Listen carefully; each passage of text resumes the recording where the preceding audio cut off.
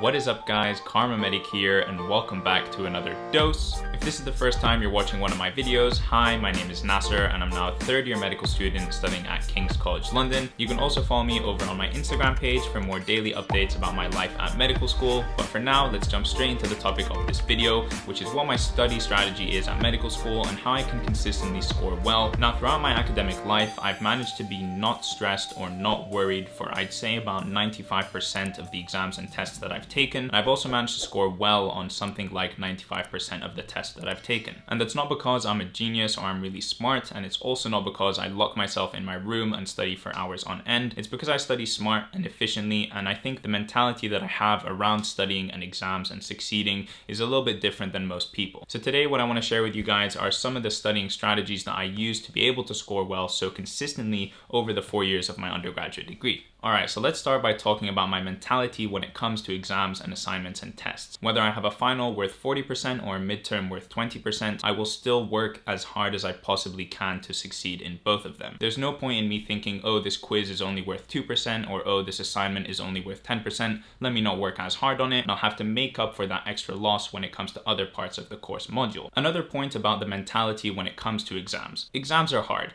Exams take a lot of time to study for and it can be stressful. But the truth is, after I've spent a couple of weeks preparing for an exam, I know that I've studied my best. I've put in the hours and I've put in the effort. If a bunch of questions come up that I've never seen the material for before, that's life. And if I don't do so well, that's okay. I've already done everything that I can in my power to put myself in the best position to do well. If I don't end up doing well, that doesn't mean that it wasn't worth it, all the work that I put in, and that doesn't mean that I didn't make the right decisions when I was studying. That mentality of knowing that you're doing what you can, you're putting in the effort, you're putting in the work, is what helps me de-stress and not worry about upcoming exams. So when we have an exam at the end of the year or at the end of a semester, we'll usually have somewhere between 1 to 3 weeks off from school in order to study. During that time, of course, I study very hard and I do a lot of work. However, in reality, I've actually been working towards studying for this exam from the very beginning of that school year, and that's because I take my notes every single day. Whether that's for lectures, tutorials, workshops, whatever it is,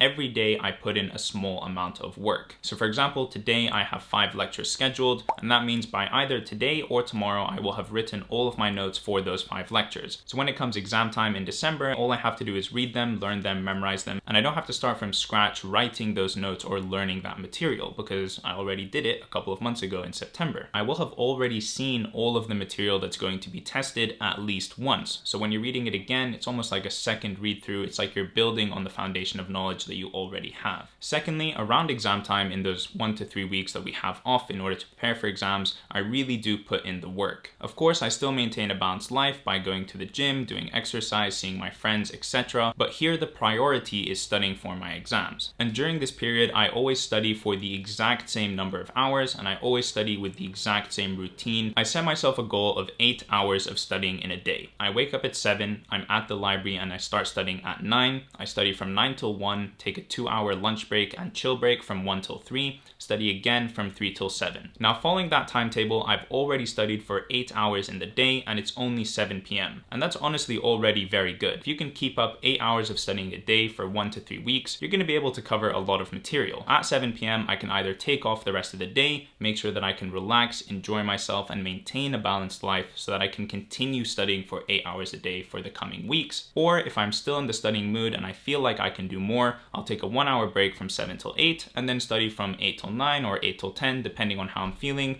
or how close I am to the exam or how much material there is left, etc. So this structure that I have, this consistency that I have when it comes to studying for exams is something that's very beneficial. It's almost like a guaranteed fact of life that I know around exam time, this is the routine that I'm going to have and this is how much studying I'm going to do. And that really makes it simple for me. It takes out all of the stress about having to plan when I'm going to study, having to plan my revision timetable, etc. I know that it's always going to be the same and that's just how it's going to be. And before we move on to the next tip, I want to give a quick shout out to the sponsor of today's video, Skillshare. Skillshare, of course, is the online learning community with thousands of classes covering lots of different entrepreneurial and creative skills. The premium membership gives you unlimited access so you can find the perfect community and classes for you. I've personally used Skillshare in order to improve my editing techniques for videos like this and also teach me more about the YouTube algorithm, search engine optimization, and everything like that. Whether you want to learn a new skill or you want to explore your own creativity, Skillshare is the perfect place to continue learning. Skillshare is also extremely affordable, with their annual subscription being less than $10 a month. It's a service that I personally use, a service that I've actually found useful in improving my skill set. And because Skillshare is sponsoring this video, you guys can get a 2-month free trial by clicking on the links in the description down below, and you can learn more about Skillshare over there. Anyways, on to the next tip. Now let's talk about studying smart and studying efficiently for a second. On any given test, and I believe this is especially true if you're studying medicine, 80% of the marks that you're going to get are going to come from about 20% of the material that you have to study. These are the topics that come up over and over and over again, and that's because they're the ones that are most important, because you're going to see them most commonly when you're working as a doctor, etc. I make it my goal to cover all of the material that could come up on a test, but by far most importantly, and especially if you're crunched for time,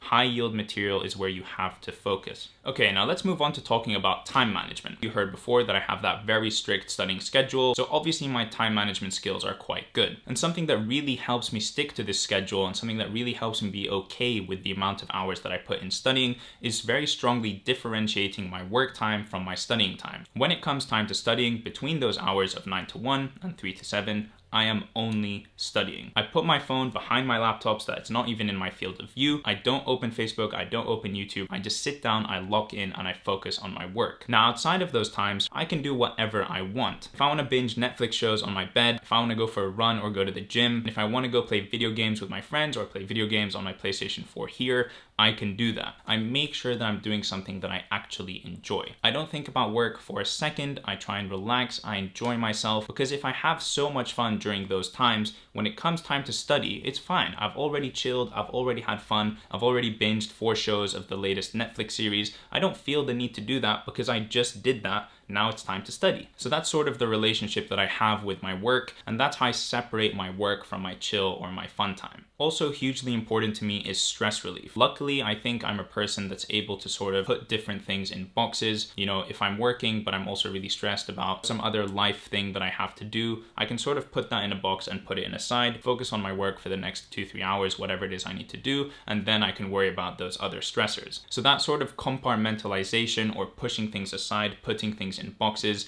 is something that if you can train yourself to do, I think would be very, very valuable, because it allows you to focus on the task at hand and deal with other things later when you allocate time to them. Also, speaking about stress, you know, naturally you're going to get stressed at university. There are going to be times when you have lots of different things to do and you're going to feel overwhelmed. For me, whenever that happens, I just take a step back, write everything down on a piece of paper, allocate specific dates and times for when they're going to get done, and that makes me feel good because I know that they're going to be finished and done with at a certain period of time. But inevitably, and especially at medical school, there's always this sort of underlying baseline level of stress. So what I find very, very good for that, besides obviously chilling with friends and going out and having fun, is just the gym or physical exercise. Going for a run or going to the gym is something that I couldn't replace with anything else. So if you can do some sort of physical exercise, whatever that is, I would highly, highly recommend that. Now, after having taken all these things that I just talked about into account, when it comes to exams, when it comes to preparing for exams, I honestly can say that I feel almost zero stress. I know that I've either already put in the work or I'm going to put in the work to put myself in a position where I have the best chance of succeeding. If I don't succeed,